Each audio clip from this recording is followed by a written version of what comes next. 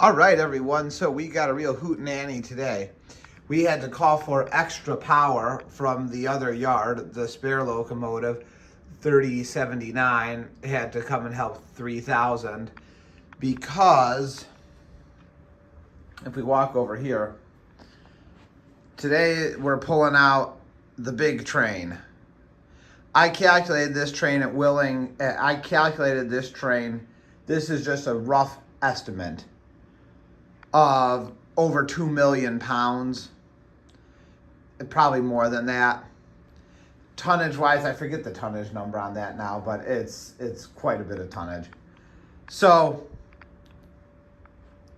I decided to hook both locomotives up because they would have to in real life.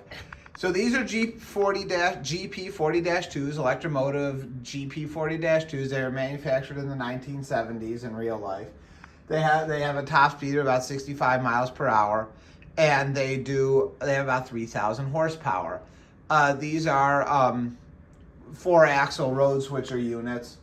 Yeah, that would call it. That's what they would be. 4-axle road switcher units. I think even they would be considered high horsepower 4-axle road switcher units. And for a long time, railroads used them on main lines and mainline freight trains. They even pulled intermodal trains, at one point in time.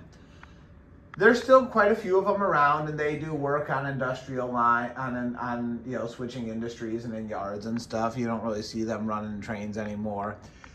With the advent of 6-axle power, you don't see the 4-axle units as much on the road anymore, more in short lines and stuff. What happened was, I have a book called The Railroad, What It Is and What It Does, and they talked about 6-axle power versus 4-axle power, and like the EMD SD40-2, which is a pretty famous locomotive, had about 3,000 horsepower. And while it has the same horsepower as these, it weighs more because it has more traction motors and more wheels.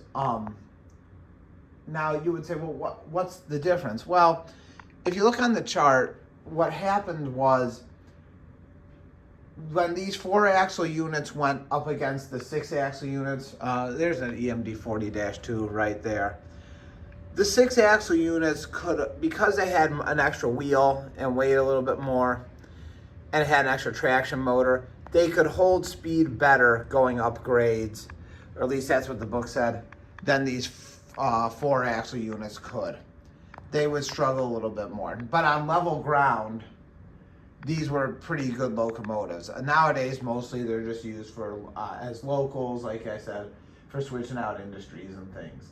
So we'll talk more about locomotives. The way the railroad's going to work, probably the second half of this year, I'm probably going to finish the main line, and we're gonna finish the actual yard, and then also we need to buy more rolling stock. The Ford plant won't be up and running until the second half of the main line. I need to buy steel coil cars. I need to buy scrap cars. I could probably buy even more parts hauling cars. Then we're also going to get into road power. With the main line, I'm going to have road power, and we're going to see some 6-axle road power. I have one locomotive that I have not ran yet, but I plan on running it. It's still in the box. I also need to upgrade to the NCE power cab. That's going to happen in the second half of the year. So right now we're just stagnant playing switching railroad for a minute, but that's not going to end. That's not going to last because we do have expansion. That there is going to be expansion, and we're going to also expand our locomotive fleet once we go DCC by quite a bit. You're going to see 6-axle units. Nothing uber. You're not going to see any of the modern day wide cabs. I like them and think they're cool, but you're not going to see that here on this layout. You're going to see the cabs like this. And we'll talk about each locomotive, what it is, what it did, why they purchased. We may even see some General Electric locomotives. Oh my. I was doing some research on the C39-8s and the B40-8s. So those might end up showing up on the layout too. So get ready. Right now we have only EMD power, but we might get some GEs on here. Never know. I know a lot of people don't like them, but although I think some people do. But we might get some GEs on here. For sure you're going to see some SD40-2s. We're going to have those.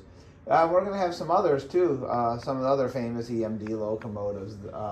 So we'll talk about that when we get into motive power. But for right now, like I say, we only got there. I have more locomotives than just these.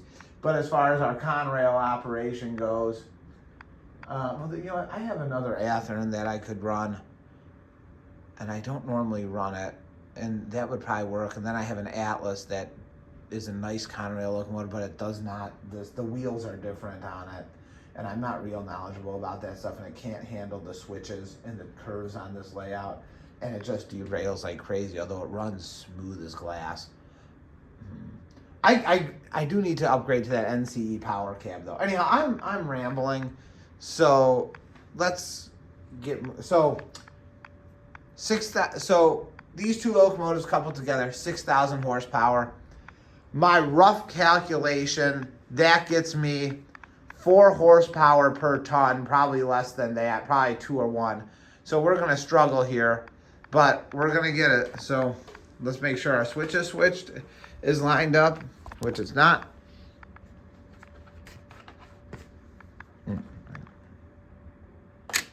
Okay, our switch is lined up. That's good. Now this is a Bachmann and an Athearn together. They don't work well. 2 Bachmanns together will work better together, but these two can do it. I've ran them before. Here they go.